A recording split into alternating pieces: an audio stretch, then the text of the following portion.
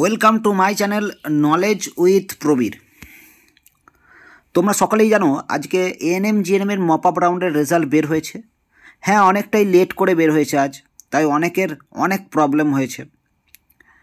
কারণ আজকের যে মপ আপ রাউন্ড সেটা হচ্ছে এএনএম জিএনএমে অ্যাডমিশনের শেষ রাউন্ড, তাই বহু হাজার হাজার স্টুডেন্টস কিন্তু চোখ রেখেছিল সকাল থেকেই এই ওয়েবসাইটে।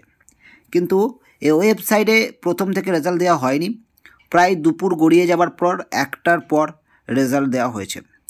অথচ আজ থেকেই কলেজে গিয়ে রিপোর্টিং করার টাইম দেওয়া হয়েছিল। 20 তারিখ থেকে 22 তারিখ কলেজে গিয়ে রিপোর্টিং করে ডকুমেন্টস ভেরিফিকেশন করে অ্যাডমিশন নেওয়া যাবে বলা হয়েছিল। কিন্তু 20 তারিখ তো তাদের রেজাল্ট বের করতে করতেই পার হয়ে গেছে। সুতরাং স্টুডেন্টদের কাছে আর আছে 2 দিন, কাল এবং পরশু 21 তারিখ এবং 22 তারিখ।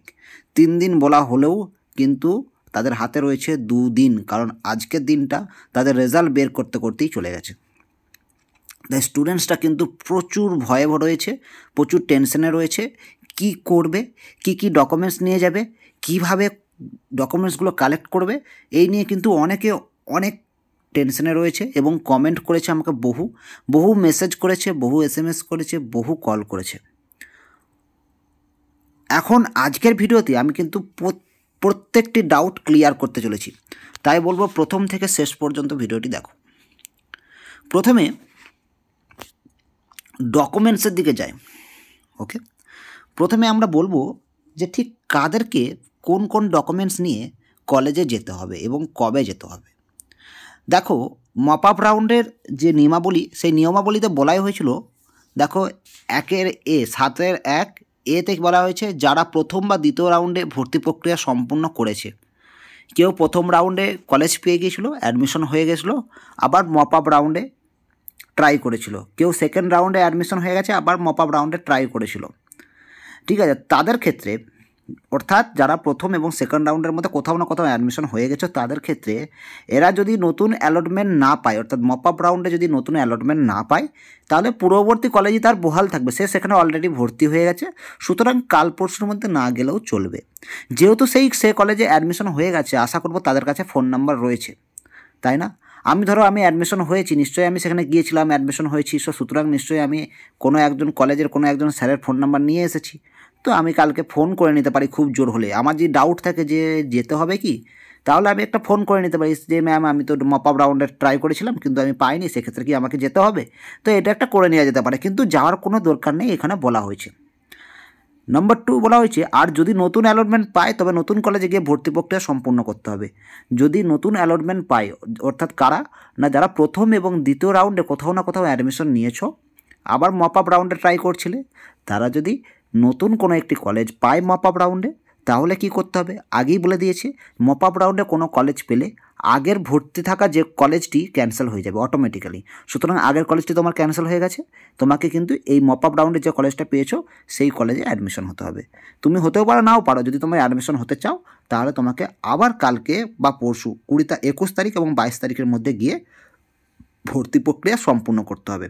সেক্ষেত্রে তোমাকে তোমার অ্যালটমেন্ট লেটার নিয়ে যেতে হবে, সেক্ষেত্রে তোমাকে তোমার যে মাধ্যমিকের অ্যাডমিট কার্ড সেটা নিয়ে যেতে হবে, সেক্ষেত্রে তোমার SC/ST শিডিউল বা SC/ST যে কাস্ট, সেই কাস্টের সার্টিফিকেট নিয়ে যেতে হবে, সেক্ষেত্রে তোমাকে নিয়ে যেতে হতে পারে উচ্চ মাধ্যমিকের মার্কশিট নিয়ে যেতে হতে পারে। এছাড়াও তোমরা হয়তো ভাবছো যে আমরা যখন প্রথম রাউন্ডে বা সেকেন্ড রাউন্ডে অ্যাডমিশন হতে গিয়েছিলাম, তখন আমরা মেডিকেল সার্টিফিকেট আর ডোমিসাইল সার্টিফিকেট জমা দিয়ে দিয়েছি, সুতরাং এত তাড়াতাড়ি কোথা থেকে পাবো ডোমিসাইল সার্টিফিকেট, মেডিকেল সার্টিফিকেট? দেখো, মেডিকেল সার্টিফিকেট বা ডোমিসাইল সার্টিফিকেটের কথা কিন্তু বলছে না। আমি বলতে চাইছি যেগুলো নর্মাল, অর্থাৎ মাধ্যমিকের সার্টিফিকেট, উচ্চ মাধ্যমিকের যদি তোমার কাছে থাকে, আবার যদি কোনো কলেজ যদি তোমাকে জমা নিয়ে নেয় সেটা আলাদা ব্যাপার। যদি তোমার কাছে সেগুলো থাকে, তুমি অবশ্যই নিয়ে যাবে, তাই না? মাধ্যমিকের মার্কশিট, মাধ্যমিকের অ্যাডমিট, উচ্চ মাধ্যমিকের মার্কশিট, কাস্ট সার্টিফিকেট, EWS যদি থাকে সেটা তুমি নিয়ে যেতে পারো, অথবা কাস্ট সার্টিফিকেট যেটা আছে সেটা তুমি নিয়ে যাবে। তার সঙ্গে এই যে আজকে তুমি রেজাল্ট দেখলে সেখানে অ্যালটমেন্ট পেয়েছো, সেই অ্যালটমেন্ট লেটারটাও নিয়ে যাবে। ওকে, তো এবং র্যাঙ্ক কার্ড, আগে যে র্যাঙ্ক কার্ড পেয়েছিলে সেই র্যাঙ্ক কার্ডের যে ডাউনলোড করে রেখেছিলে সেটাও নিয়ে যাবে। সে মেডিকেল সার্টিফিকেট বা ডোমিসাইল সার্টিফিকেট আপাতত লাগবে না। যারা এর আগে ভেরিফিকেশন করেছো বা অ্যাডমিশন হয়েছো, তারা তো সেখানে জমা দিয়ে দিয়েছো, অলরেডি সেখানে ভেরিফিকেশন হয়ে গেছে। সুতরাং তোমাদের কিন্তু মেডিকেল সার্টিফিকেট বা ডোমিসাইল সার্টিফিকেট লাগবে না। ওকে, সুতরাং চিন্তা না করে যদি তোমরা নতুন কলেজ পেয়ে থাকো মপ আপ রাউন্ডে, তাহলে সেই কলেজে যাও এবং নর্মালি যে সমস্ত ডকুমেন্টস তোমাদের কাছে আছে সেগুলো নিয়ে যাও এবং টাকা নিয়ে যাও অ্যাডমিশন হওয়ার জন্য, এবং সেখানে গিয়ে অ্যাডমিশন হয়ে এসো। ঠিক আছে, মপ আপ রাউন্ডে যদি আগে কোনো রাউন্ডে তোমাদের অ্যালটমেন্ট হয়ে থাকে এবং আগের রাউন্ডে তোমরা যদি ভেরিফিকেশন করে থাকো, তাহলে কিন্তু আমার মতে নয়, এখানে বলা হয়েছে তাহলে কিন্তু তোমাদের ভেরিফিকেশন করতে হবে না, জাস্ট ডাইরেক্ট যাও সেখানে গিয়ে ভর্তি প্রক্রিয়া সম্পূর্ণ করো। ঠিক আছে। নাম্বার বি, যারা প্রথম রাউন্ড বা দ্বিতীয় রাউন্ডে ভর্তি হয়নি কিন্তু মপ আপ রাউন্ডের যোগ্য, অর্থাৎ এখানে কি বলছে, যারা প্রথম রাউন্ড বা দ্বিতীয় রাউন্ডে ভর্তি হয়নি কিন্তু মপ আপ রাউন্ডের যোগ্য, অর্থাৎ মপ আপ রাউন্ডের যোগ্য মানে নিশ্চয়ই তাদের ভেরিফিকেশন হয়েছিল। ভেরিফিকেশন যারা করেনি তারা কিন্তু মপ আপ রাউন্ডে যেতে পারেনি, এটা মাথায় রাখবে তোমরা। অর্থাৎ মপ আপ রাউন্ড এটা বলতে চেয়েছে যাদের ভেরিফিকেশন হয়েছিল বা ভেরিফিকেশন করেছিল কিন্তু ভর্তি হয়নি, তাদের ক্ষেত্রে এটা বলতে চেয়েছে। কি বলতে চেয়েছে, এরা যদি মপ আপ রাউন্ডে কোনো অ্যালটমেন্ট পায় তবে সেই কলেজে গিয়ে ভর্তি প্রক্রিয়া সম্পূর্ণ করবে।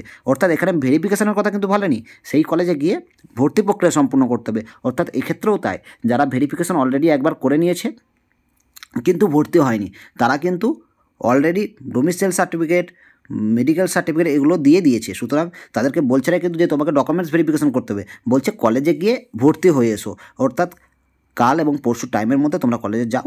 নর্মাল যে সমস্ত কাগজপত্র আমি তো আগেই বললাম, নর্মাল যে সমস্ত কাগজপত্র অর্থাৎ মাধ্যমিকের অ্যাডমিট, উচ্চ মাধ্যমিকের মার্কশিট, আগের যে র্যাঙ্ক কার্ড সেই র্যাঙ্ক কার্ডের জেরক্স, এবারে যে সিট অ্যালটমেন্ট সেই সিট অ্যালটমেন্টের ডাউনলোড, এগুলো নিয়ে যাও। ঠিক আছে, তোমাদের মেডিকেল সার্টিফিকেট বা ডোমিসাইল সার্টিফিকেট লাগবে না। কোনো কোনো কলেজ যদি ডোমিসাইল সার্টিফিকেট বা মেডিকেল সার্টিফিকেট আবার চেয়ে বসে তাহলে নিশ্চয়ই তোমাদের সময়ও দেবে। সুতরাং এরকম না যে কালকের মধ্যেই তোমাদের মেডিকেল সার্টিফিকেট বার করতে হবে, সেই নিয়ে তোমাদের মাথায় আজকে ঘুম হচ্ছে না। অর্থাৎ সেই সব কোনো ব্যাপার নেই, তোমরা কাল পরশুর মধ্যে যাও এবং মেডিকেল সার্টিফিকেট, ডোমিসাইল সার্টিফিকেট তাদের এখন লাগবে না যারা আগে ভেরিফিকেশন করেছে, তাতে সে অ্যাডমিশন হোক বা না। ওকে, ব্যাপারটা বুঝতে পারছো তোমরা। এরপর সি এর দাগে দেখো, যারা প্রথম রাউন্ড এবং সেকেন্ড রাউন্ডে কোনো অ্যালটমেন্ট পায়নি, অর্থাৎ যারা ফ্রেশ আছো, যারা ফ্রেশার্স, প্রথম রাউন্ড সেকেন্ড রাউন্ডে কোনো অ্যালটমেন্ট পায়নি, মপ আপ রাউন্ডে প্রথমবার অ্যালটমেন্ট পেয়েছো, তাদের ক্ষেত্রে কী করতে হবে, তাদের ক্ষেত্রে প্রথমেই সিট অ্যাকসেপ্টেন্স ফিস দিয়ে অ্যালটমেন্ট ডাউনলোড করতে হবে। অতঃপর সমস্ত নথিপত্র নিয়ে তারপর কী করতে হবে, সমস্ত নথিপত্র নিয়ে ওই কলেজের নথি যাচাইয়ের জন্য যেতে হবে। সমস্ত নথিপত্র মানে বুঝতে পারছো, মেডিকেল সার্টিফিকেট, ডোমিসাইল সার্টিফিকেট, সমস্ত কিছু যা কিছু বলা হয়েছিল সমস্ত কিছু নিয়ে যেতে হবে, কারণ এরা এই প্রথমবার ভেরিফিকেশন করতে যাচ্ছ, আগে কোনো ভেরিফিকেশন তোমাদের হয়নি, কারণ তোমরা প্রথম রাউন্ড সেকেন্ড রাউন্ডে কোনো রকম কোনো সিট পাওনি, এই রাউন্ডে সর্বপ্রথম পেয়েছো। সুতরাং এদের জন্য কিন্তু মেডিকেল সার্টিফিকেট, ডোমিসাইল সার্টিফিকেট লাগবে। দেখো ভালো করে দেখো, আমি আগের যে দুটো জিনিস বললাম সেখানে কিন্তু একবারও বলেনি নথিপত্র যাচাইয়ের কথা। কারণ কি, তারা অলরেডি ভেরিফিকেশন করে নিয়েছে, কিন্তু প্রথম রাউন্ড সেকেন্ড রাউন্ডে যারা কিছু পায়নি তাদের ক্ষেত্রে শুধুমাত্র নথি নিয়ে যেতে হবে এবং কলেজে নথিপত্র যাচাইয়ের জন্য যেতে হবে। নথি যাচাই সফল হলে ওই কলেজে ভর্তি প্রক্রিয়া সম্পন্ন করতে পারবে। সুতরাং যারা যারা এই চিন্তাগুলো করছিলে যে একবার ভেরিফিকেশন করে নিয়েছি, ডকুমেন্টসগুলো জমা দিয়ে দিয়েছি, মেডিকেল সার্টিফিকেট জমা হয়ে গেছে, আবার মেডিকেল সার্টিফিকেট তুলতে হবে, মাত্র হাতে 2 দিন সময় রয়েছে, এগুলো শুধু টেনশন করছো। 2 দিন সময় রয়েছে, তোমরা যাও, ডকুমেন্টস দরকার নেই তোমাদের, অর্থাৎ তোমাদের যে documents medical certificate, domicile certificate, এই দুটোর জন্যই তোমাদের চিন্তা না, তো এই দুটো জিনিস তোমাদের এখন দরকার নেই। শুধুমাত্র দরকার যারা প্রথম রাউন্ড এবং সেকেন্ড রাউন্ডে কোনো কলেজ পাওনি, মপ আপ রাউন্ডে কলেজ পেয়েছো তাদের জন্য। ওকে, সুতরাং তোমরা যারা প্রথম রাউন্ড সেকেন্ড রাউন্ডে কোনো কলেজ পাওনি, তোমরা কিন্তু অবশ্যই মেডিকেল সার্টিফিকেট এবং ডোমিসাইল সার্টিফিকেট অবশ্যই নিয়ে যাবে, কারণ এটা তোমাদের প্রথমবার ভেরিফিকেশন করতে যাচ্ছ। আর যারা ইতিমধ্যে একবার ভেরিফিকেশন করে নিয়েছো, অ্যাডমিশন হও বা না হও, ভেরিফিকেশন একবার করেছো, ওগুলো অলরেডি একবার জমা দিয়েছো কোনো না কোনো কলেজে, সুতরাং তোমাদের আর নিয়ে যেতে হবে না। এটা তোমরা স্পষ্টভাবে বুঝতে পারলে। এরপরে একটা গুরুত্বপূর্ণ বিষয় আমি তোমাদের বলবো যে টাকা কিভাবে ফেরত পাবো। অর্থাৎ ফার্স্ট রাউন্ড বা সেকেন্ড রাউন্ডে কোনো একটি কলেজে আমি অ্যাডমিশন ইতিমধ্যে হয়ে গিয়েছিলাম, ঠিক আছে, সেখানে হয়তো ভর্তির জন্য আমাকে প্রায় হয়তো 50,000ই হোক বা 1 লাখই হোক বা 80,000 হোক বা 20,000 হোক কিছু একটা টাকা নিয়েছে। ওকে, কিন্তু আমি মপ আপ রাউন্ডে দেখছিলাম, ট্রাই করছিলাম, মপ আপ রাউন্ডে একটা কলেজ পেয়ে গেছি, এই রাউন্ডে এই কলেজটাতে আমি অ্যাডমিশন হবো, আগের কলেজটা তো ক্যান্সেল হয়ে গেছে, তাই না, যেহেতু আমি মপ আপ রাউন্ডে একটা কলেজ পেয়েছি, সুতরাং আগে যে কলেজে অ্যাডমিশন হয়েছিলাম সেটা ক্যান্সেল হয়ে গেছে, বাট টাকাটা আমি কখন ফেরত পাবো, যে টাকাটা আমি আগের কলেজে অ্যাডমিশন জমা দিয়েছিলাম। তো এখানে কিন্তু স্পষ্টভাবে বোর্ড জানিয়ে দিয়েছে, প্রার্থী যদি পূর্ববর্তী কোনো রাউন্ডে 1,000 টাকা সিট অ্যাকসেপ্টেন্স ফিস দিয়ে থাকে, তা ফেরত পাবে, নতুন যে কলেজটা পেয়েছে সেই কলেজে কিন্তু সে ফেরত পেয়ে যাবে। কিন্তু দেখো স্পষ্ট বলছে, কিন্তু প্রার্থী যদি পুরনো কলেজে ভর্তির জন্য বাকি কোনো পরিমাণ অর্থ দিয়ে থাকে, তা ফেরত পাওয়ার জন্য প্রার্থীকে সেই পুরনো কলেজে যেয়ে যোগাযোগ করতে হবে। এ বিষয়ে বোর্ড কোনোভাবে দায়িত্ব নেবে না, কোনো আবেদন নিবেদন গ্রহণ করবে না। অর্থাৎ আপাতত তোমার কাজ হচ্ছে কাল পরশুর মধ্যে, অর্থাৎ 20 তারিখ তো হয়েই গেল, 20 তারিখ তো রেজাল্ট বের করতে টাইম চলে গেল।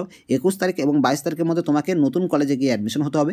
দেন তুমি আগে যে পুরাতন কলেজে অ্যাডমিশন হয়েছিল সেখানে তোমাকে যোগাযোগ করতে হবে। সেখানে টাকাটা কীভাবে ফেরত পাও তোমাকে কিন্তু সেটা নিজের দায়িত্বে সেটা নিতে হবে, কারণ বোর্ড কিছু দায়িত্ব নেবে না, স্পষ্টভাবে জানিয়ে দিয়েছে। হ্যাঁ, 1000 টাকার যে সিট অ্যাকসেপ্টেন্স ফিস সেটা তুমি ফেরত পাবে। নতুন যে কলেজে ভর্তি হচ্ছ সেই কলেজে তুমি ক্লাস যখন অ্যাটেন্ড করবে তখন তোমাকে কলেজ থেকে ডেকে ওই 1000 টাকা ফেরত দেবে।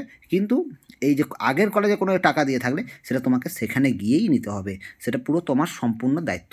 অর্থাৎ বুঝতে পারলে যে কবে কবে তোমাদেরকে যেতে হবে। তোমাদের হাতে রয়েছে দুদিন, 21 তারিখ এবং 22 তারিখ। ওকে, এই দুদিনের মধ্যে তোমাদেরকে তোমাদের যে অ্যাডমিশন সেই অ্যাডমিশন কমপ্লিট করতে হবে। যদি তোমরা আগে কোনো কলেজে অ্যাডমিশন হয়ে থাকো এবং এইবারে কোনো কলেজ না পেয়ে থাকো, তাহলে তোমাদের কোথাও যেতে হচ্ছে না।